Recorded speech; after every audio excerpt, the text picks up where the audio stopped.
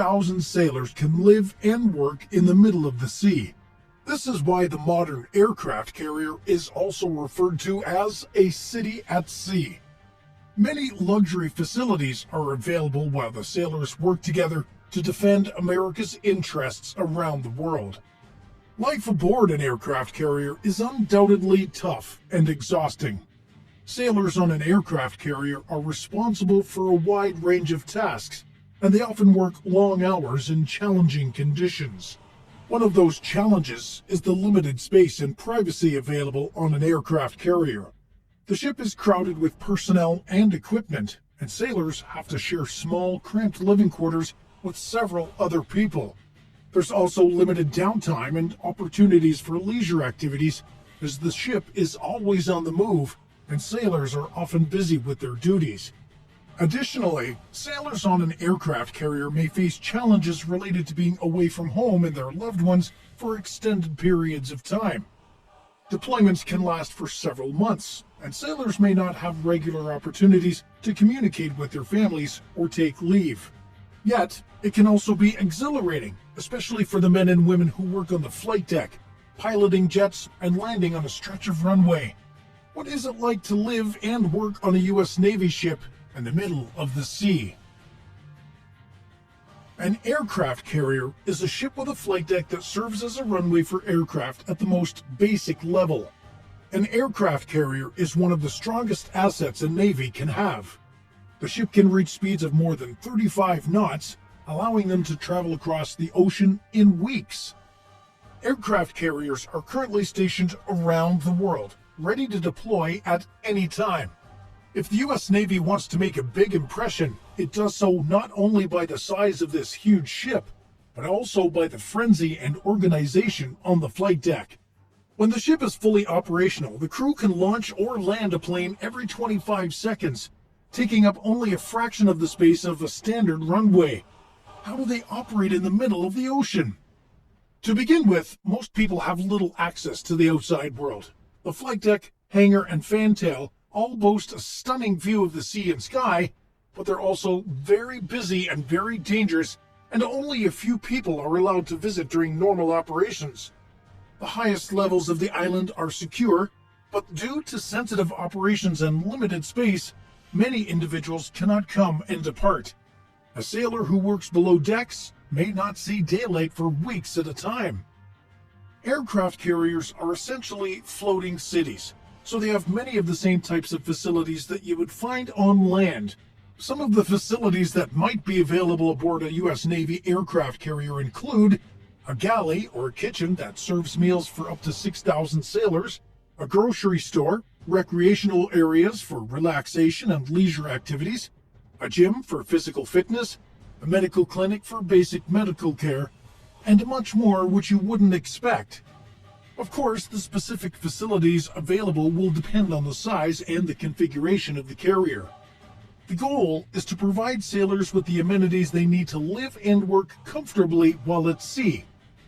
Feeding all the sailors on an aircraft carrier requires that over 17,300 meals are prepared daily by a team of just over 100 sailors. That seems like some kind of culinary miracle.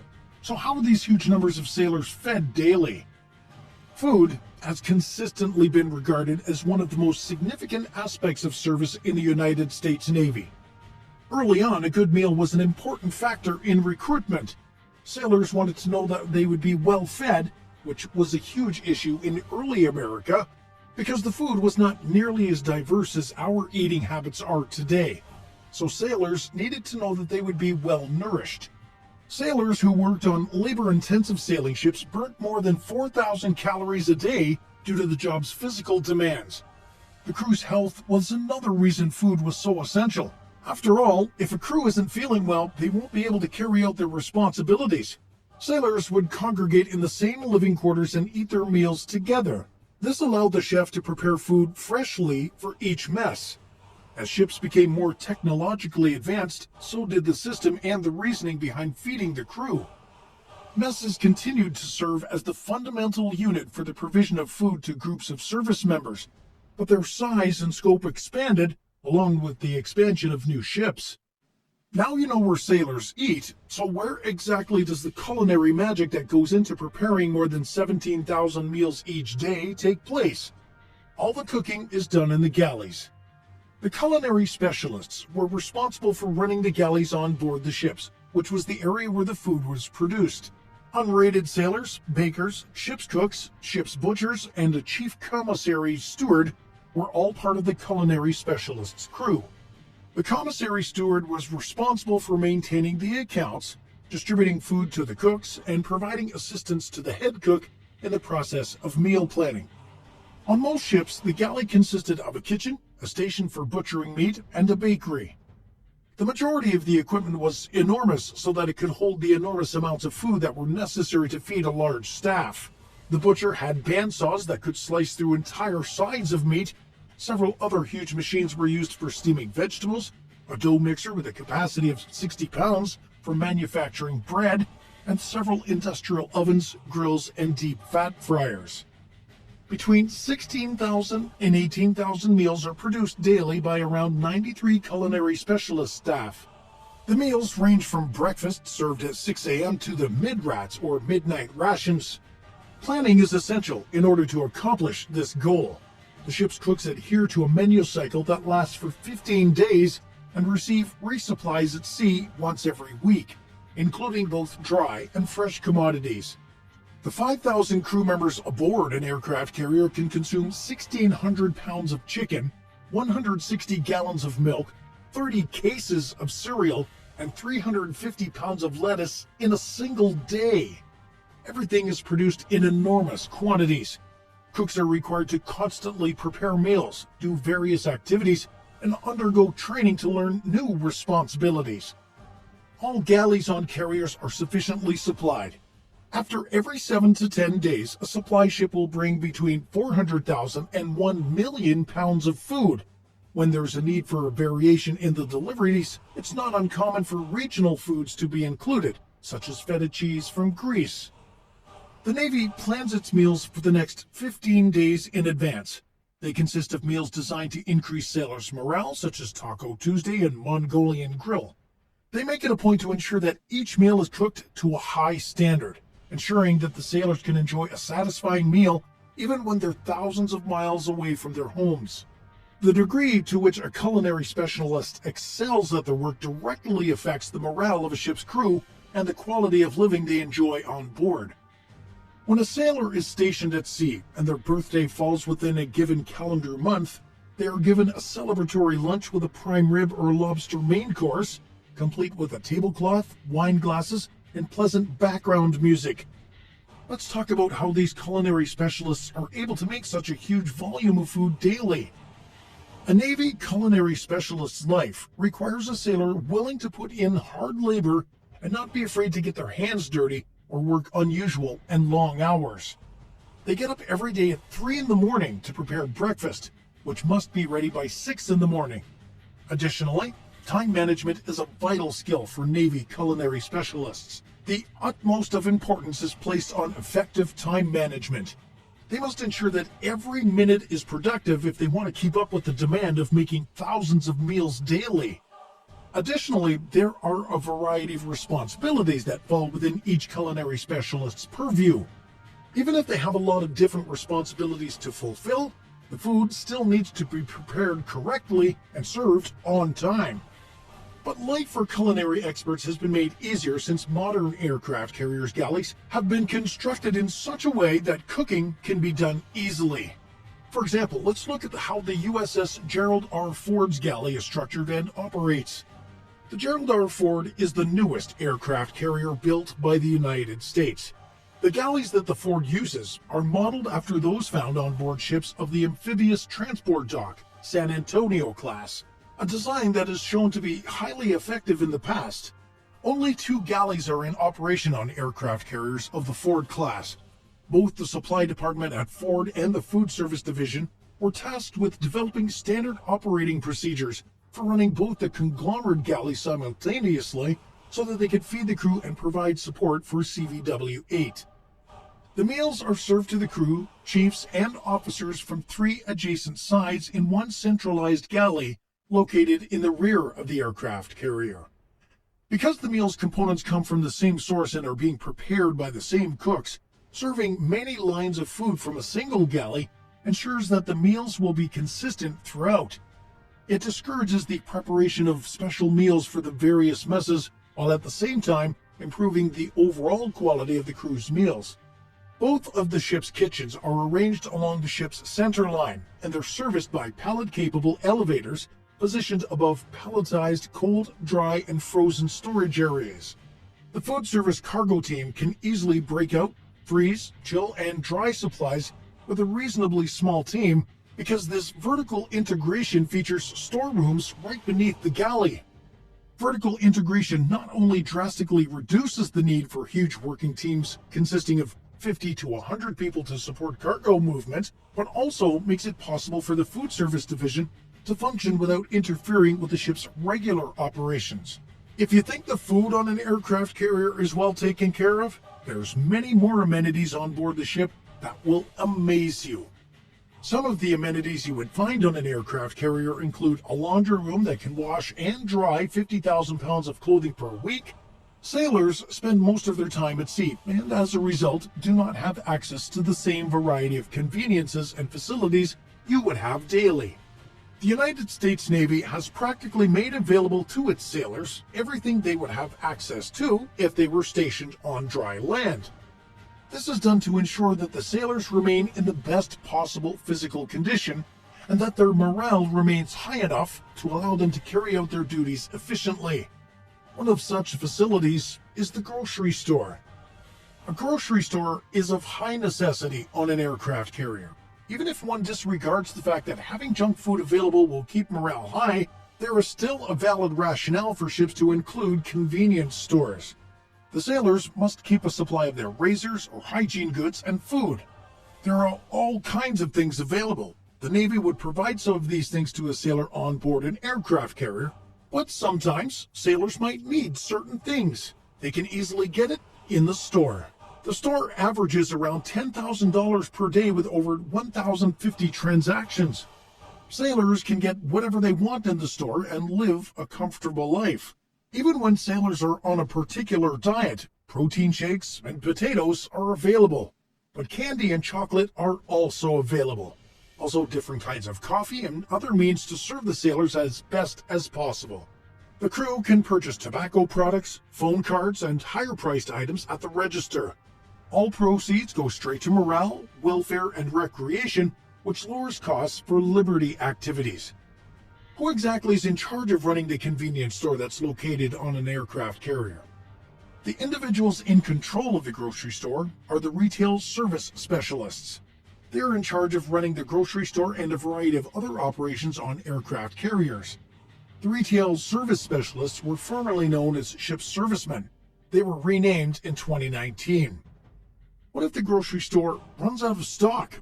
What happens? It's the same that would happen at a grocery store that's located on land. They'll simply replenish. But given that they're in the middle of the ocean, how can they possibly accomplish that? The Navy's process to supply everything a carrier requires while at sea, including food and other grocery items, is known as replenishment at sea. Let's get into the nitty-gritty of the method of restocking. The process of transferring fuel, ammunition, stores, and grocery store items from one ship to another while the ships are still in motion is referred to as replenishment at sea or underway replenishment. This technique was first developed in the early part of the 20th century. It was utilized extensively by the United States Navy as a logistical support technique in the Pacific theater of World War II. As a result, it made possible for United States carrier task forces to remain at sea indefinitely. When the grocery store items need to be replenished, it's done so via underway replenishment. There are two different ways that replenishment can be done while a ship is in the sea: vertical replenishment and alongside connected replenishment. Let's start with the first strategy, which is called vertical replenishment. Vertical replenishment is a type of resupply that can be done while a ship is in motion. In this procedure, cargo is transferred from the ship that is delivering it to the ship that's receiving it using a helicopter. Vertical replenishment is also used to augment and speed up the stock transfer between ships conducted alongside connected replenishment. The primary benefit of this method is that the ships do not need to be dangerously close to one another, which eliminates the chance of an accident. However, the capacity of the helicopter places a cap on both the maximal load and the transfer speeds. Therefore, so many grocery items cannot be properly supplied at once via this method. The second approach is known as the alongside connected replenishment. It's the technique that's utilized most times in today's aircraft carriers. Alongside the connected replenishment is a standard method of transferring liquids such as fuel and fresh water, along with ammunition and break bulk goods. It's also used for restocking grocery items. The United States Navy created a multi-product supply ship in the 1950s and 60s that was capable of delivering fuel, ammunition, and stores while the ship was in transit. These ships were the first to implement a transfer system that makes use of a ram tensioner to keep the high line between the ships tensioned. This enables a seamless transfer. This method eventually morphed into the standard tension replenishment alongside method or stream over time. Because it enables a greater amount of space to be maintained between the vessels, the stream rig is favored over other connected replenishment techniques. How's it done?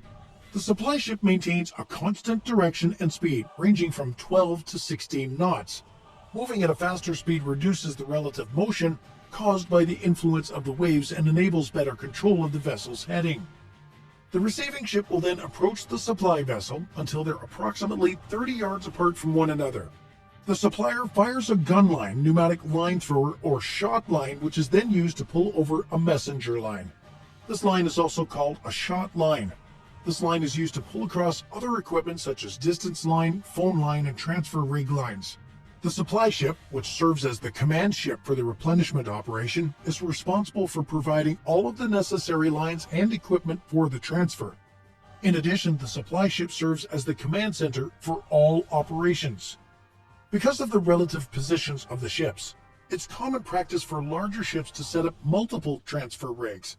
This makes it possible to transfer items more quickly or to transfer a variety of different kinds of supplies. In addition, practically all ships used for resupply are designed to be able to handle 2 receivers at the same time to restock one of them from each side. The majority of ships can accept resupply on either side. Aircraft carriers on the U.S. Navy, however, always receive replenishments on the starboard side of the carrier. The layout of an aircraft carrier, which is the island and navigation bridge is on the starboard side, does not allow for the carrier's port side to be used for replenishment. It is dangerous to perform alongside connected replenishment because 2 or 3 ships traveling side by side at speed must maintain the same path and speed for a significant amount of time. In addition to this, the hydrodynamics of the 2 ships traveling near one another generates a suction between the ships.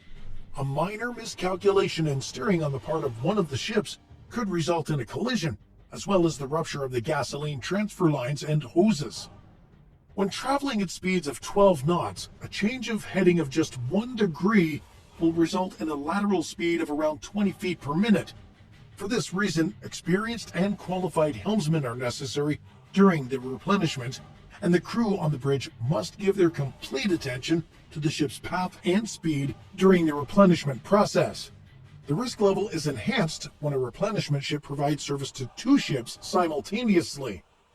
In case of emergency, crews practice emergency breakaway procedures, where the ships will separate in less than optimal situations.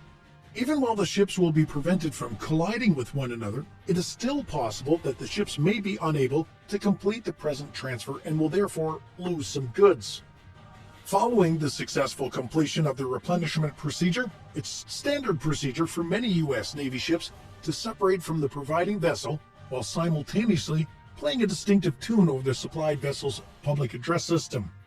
The supplies are transferred to the hangar to be sorted and distributed to the respective units. With this process, sailors will always have what they need at any point in time. Okay, let's head up top to the flight deck. The flight deck of a U.S. Navy aircraft carrier is a busy and complex place with a wide range of activities taking place at any given time. There are several key roles and responsibilities that are carried out by different personnel on the flight deck, including aircraft handling, aircraft maintenance, and flight deck operations. Aircraft handling personnel are responsible for moving aircraft around the flight deck and positioning them for takeoff and landing.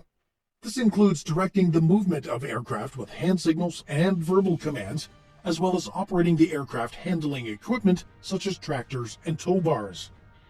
Aircraft maintenance personnel are responsible for performing routine and scheduled maintenance on the aircraft, as well as making repairs as needed.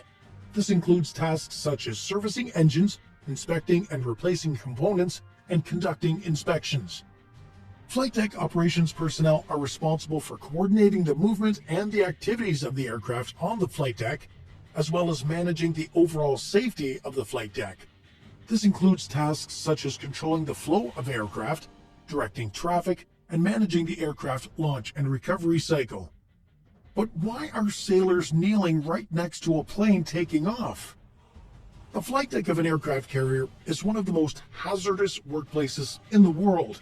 Sailors are exposed to a continually high noise level and as many as 60 planes and 200 people, which are crammed into a little more than 4 acres of reinforced steel armor plate.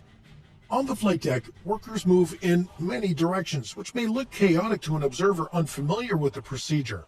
However, the flight deck of a U.S. Navy carrier is one of the most well-organized man-made vehicles on Earth. It functions similarly to an orchestra, with each section responsible for executing a specific movement within the larger symphony of carrier operations. Because of all the noise generated by the carrier, the only way for the sailors to communicate with one another and carry out their respective duties is by using various gestures and signs. These sailors utilize a variety of gestures and signals to communicate with one another. One of the many gestures and signs that sailors on an aircraft carrier use to execute their operations is kneeling. It's common to observe sailors kneeling near an aircraft getting ready for takeoff from the ground. If the person kneeling near the aircraft is wearing a yellow shirt, then the person is the shooter, who is giving the cat crew the signal to shoot the cat. If the person is seen wearing a green shirt, it indicates that he's a member of the cat crew and is waiting on the cat for the next aircraft to come up so that they can be fired. If his clothing is a different color, he's likely a quality assurance team member for the squadron, and he's waiting for the next aircraft to taxi forward to the cat for the next shot. Before the aircraft can be launched from the catapult, he needs to perform a speedy inspection to check for any hydraulic or fuel leaks, as well as any other obvious issues. During a typical launch, a group of 10 people will be situated in the box of the deck between the cats. These individuals are the cat crew, the ordnance department members, and the QA final checkers. Hand signaling is another typical gesture that sailors use besides kneeling. In reality, the hand signals for all the launches and recoveries are nearly identical. If a pilot comes up with a new maneuver on the fly, there's a chance that it could be misinterpreted as something else, which could lead to a disastrous conclusion. After startup, when the pilot indicates that he's ready to take off, he will give the plane captain the thumbs up signal. After then, the plane's captain and the pilot will wait until someone wearing a yellow shirt arrives to take command of the aircraft. An aircraft will remain stationary on the flight deck unless a yellow shirt controls it. These directors will always be there to regulate the movements of the aircraft, regardless of whether the aircraft is taxiing or being towed. All signals to be communicated to the pilots will be done so above the waist, while those to be communicated to the other members of the flight deck will be done so below the waist. The yellow shirt will first confirm the thumbs up to go flying, and then, past the signal, break down the aircraft. The arms are being moved in sweeping motions, which indicates that the chocks and chains will be removed from the airplane, and they will only be kept in position by the brakes. Following the disassembly of the aircraft, taxi signals are utilized to guide the aircraft around the flight deck. In the world of aviation, these gestures are standard. Waving the arms indicates taxiing, and bending one arm to signify turning. All the rotations will be made when the engine is idle to prevent the aircraft from sweeping large amounts of thrust and throwing people overboard. When they're taxiing an airplane, yellow shirts are not permitted to move. When the aircraft approaches the yellow shirt guiding it, the aircraft will be passed to the next director, waiting for it with a point in the direction of the next director. The aircraft is taxied to one of the 4 catapults, and the route direction, and the sequence of the airplanes are all prearranged and controlled by the handler in flight deck control. They even have contingency locations for aircraft that go down and can't make the launch. Once at the catapult, the aircraft will be given the signal to spread the wings, a sweeping motion of the arms from the chest to the fully outward extended position. The director will then extend one arm forward to indicate that it's time to drop the launch bar, which looks like he's flipping off the pilot. The plane will now taxi gently and precisely so that the launch bar and the catapult shuttle are lined up properly. An aircraft that has been equipped with munitions will need to be armed right before it's allowed to settle into position on the CAT. During this potentially life-threatening process, an orderly, also known as a red shirt, will provide the hands-up signal to guarantee that both the pilot arms are in view at all times. The cocked gun hand position, which can be seen in a lot of Tom Cruise footage, something that many pilots prefer to do, but it's not necessary. The orderly will then communicate the arm-up signal by extending both arms forward and placing one fist within the other palm of one hand. After it has been armed, the aircraft can taxi onto the catapult and begin taking tension. A significant amount of power is required to overcome the resistance imposed by the holdback fitting located on the rear of the nose gear during taxiing. The take tension signal comes up next. The person wearing the yellow clothing will first look in both directions before simultaneously doing two hand signals. One hand will be lifted with the palm facing outward to signify off the brakes, while the other hand will be stretched out in front of the body to indicate taking stress. After getting into position, the jet squats down until it's sitting in the muzzle of a loaded pistol. After that, the final director will transfer control to the shooter, who will frenetically wave his hands in the air in anticipation of the run-up signal. The pilot will then wipe out the controls, set the military power, and perform a last check of the instruments. The launch bar won't rise up until after launch. When the pilot's content, he will salute the shooter and then place his hand on either of the towel racks on the canopy bow or the stick, depending on his preferred method of operation. The choice is entirely up to him. The shooter will then return the salute, point to each of the elements that were on his final checklist, tap the deck, and point forward as a signal that the launch is about to occur. After touching down, the signals become significantly less complicated. When the pilot approaches the landing spot, he will see a yellow shirt standing to his right, tugging one of his thumbs backward to indicate that he should reduce the throttle after the trap. After a brief pause, the hookup signal is communicated by bringing one thumb into the open palm of the other hand. After that, the pilot will give the flight deck chief either a thumbs up or a thumbs down to indicate whether the jet is up for maintenance or down for maintenance. After that, the aircraft will perform a series of taxiing maneuvers until the person in the yellow shirt passes the same signal as before to install the chocks and chains. After that, the aircraft will be turned over to the plane's captain. And that's not all. In the middle of the flight deck of an aircraft carrier, there's the tiniest space that will amaze you. The bubble, where hugely important work is done with the most exciting view. The capability of these ships to take off and land jets in just a small space is incredible. While helmet-clad sailors swarm about the flight deck wearing earplugs to soften the deafening noise, certain officers have a sweet view of all the action while sitting in one of the smallest rooms on an aircraft carrier. This is called the bubble. The Integrated Catapult Control System, also known as the bubble, is a station found on aircraft carriers' flight decks. The Integrated Catapult Control Station, or ICCS, is used on modern aircraft carriers in the United States Navy. The station makes it possible to launch carriers with enhanced safety and increased efficiency. It serves as the nerve center of the catapult control system, which eradicates the need for several remote stations and the intercommunications necessary for each plane takeoff. Because even a minor mistake or breakdown in communication can result in an accident, the Navy officer who's in the bubble has a significant amount of responsibility. The sailor in the bubble does safety checks before the launch, and once he's within the bubble, he checks the winds, makes sure the path is clear, and keeps an eye on the board that's in front of him. Just before takeoff, he looks in the pilot's direction. If the pilot moves his head or switches off his lights while taking off at night, the takeoff will be delayed. The primary portion of the ICCS controls is dispersed between the ICCS on the deck and the central charging panel below the deck. Controlling the operation of two neighboring catapults is the responsibility of the ICCS, which houses both the catapult officer control console and the monitor control console. The ICCS is connected to the remote control panels for each catapult by sound-powered phones and a set of indicator lights. In the event of a crisis, the tasks of the ICCS can be moved to the emergency deck edge control panel or the central charging panel, and the catapult officer can take charge of directing operations on deck. To direct the activities of the catapult officer control console, the monitor control console, and the central charging panel is utilized in conjunction with one another. For convenience in using it, the control console has a wraparound design. On the side of the console that's closer to the command catapult, separate control panels for each of the two catapults controlled by that console are positioned.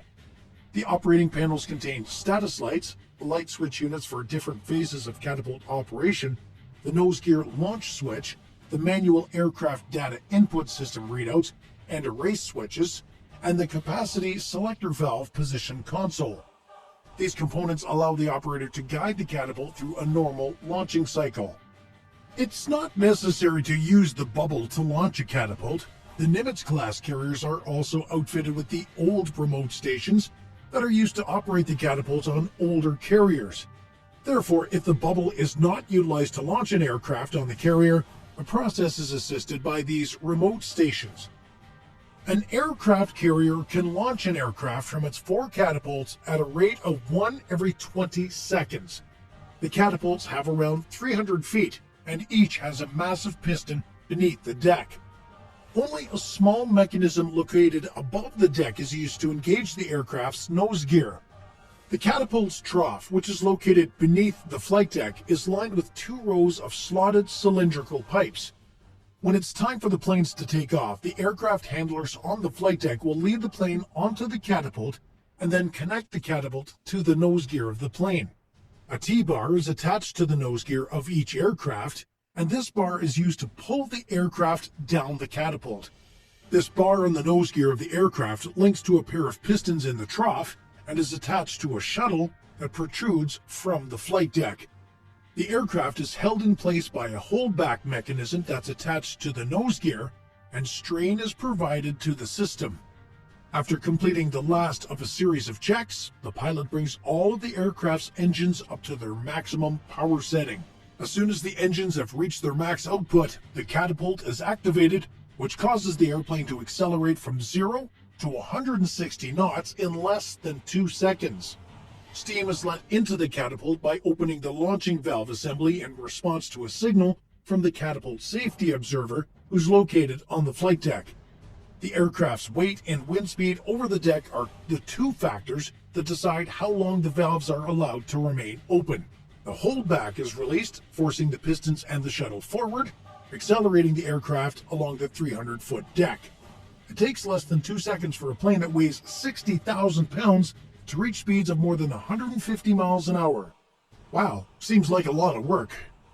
There are also a number of traditions on the ship. For example, sailors have the opportunity to jump off the ship called a swim call. Why do sailors risk their lives to jump off the aircraft carrier? Swim calls are a huge tradition for U.S. Navy sailors. At the time of their inception, swim calls were an opportunity for sailors to have a bath, seeing as there was no constant supply of water back then. Now they're often seen as a break. It's necessary for the crew members to take a breather from their regular activities and blow off some steam, which is where swim calls come into play. The CO usually checks if the sea is suitable for sailors to take a warm dive by checking the seawater injection temperature, before instructing the captain to notify all departments of the aircraft carrier. Not everyone that has engaged in a swim call has been lucky enough to enjoy the appropriate temperature. Crew members aboard a submarine sometimes have to take part in the century-old naval tradition in ice-cold seas. It's a sought-after event as sailors are guaranteed to have a blast swimming in such a vast amount of water, even though they're required to stay close to the carrier. While preparing to jump off the side of the vessel, sometimes sailors engage in a whimsical competition for more enjoyment. Some competitions involve sailors dressing up in costumes before diving into the water, while others involve sailors battling each other for the longest or the most skilled jump. With sailors having so much fun, swim calls can turn out to be a distinct memory for sailors, even for retired veterans who are back to living on land full-time. Sailors can leap off one of the elevators in the hangar bay during a swim call. The elevators bring them to a height of 30 feet, which is the standard height of an Olympic diving platform. Sailors must appropriately jump off the elevator into the ocean, or they risk breaking a bone from wrongfully breaking the water's surface. After enjoying a long break swimming in the warm waters, sailors are brought back to the ship by scaling cargo nets deployed by the bosun mates or by the ship's landing docks.